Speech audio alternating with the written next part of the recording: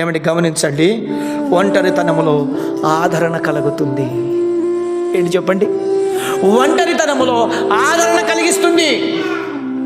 చాలామంది ఏమంటే భర్తను కోల్పోయిన వారు ఉంటారు, కొంతమంది పిల్లలను కోల్పోయిన వారు ఉంటారు, కొంతమంది తల్లిదండ్రులు కోల్పోయిన వారు ఉంటారు.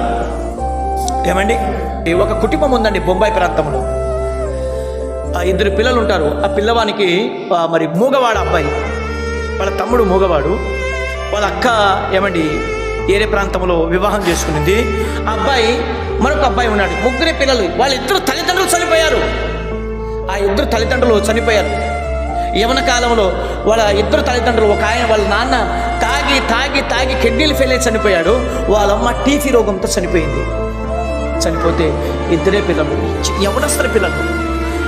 మేము ఇంటికి పోయి దర్శించడానికి వెళ్ళినప్పుడు మరి ఆ పిల్లోడు నన్ను చూసి సైగ చేస్తున్నాడు అనమాట, ఇట్లా బాగున్నారా అని సైగా చేస్తున్నాడు అనమాట.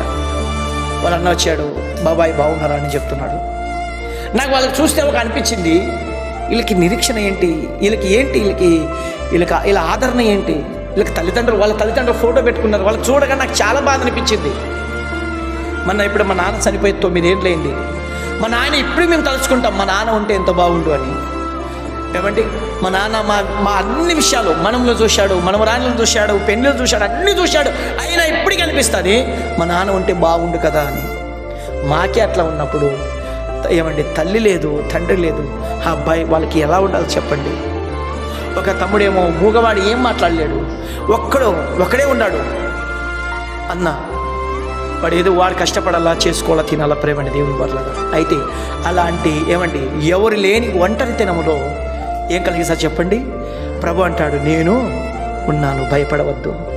నీ తల్లి లేదేమో, నీ తండ్రి లేదేమో, నీ పిల్లలు లేరేమో, నీ కుటుంబీకులు లేవరేమో, నీ బంధువులు లేరేమో, నీ స్నేహితులు లేరేమో, ఈ ప్రపంచానికి ఎవరు లేకపోయినా సువార్త చెప్తుంది ఏమిటో తెలుసా? ఏమిటో చెప్పండి? నేనున్నాను, భయపడకము, దిగులు చెందకము, సదాకాలం నీకు తోడుగా ఉన్నాను. దేవుడు ఎలాంటి వాడంటే ప్రియులారా, సువార్త ఎలాంటిదంటే మనకు సదాకాలం మనకు తోడుగా ఉండే సువార్త.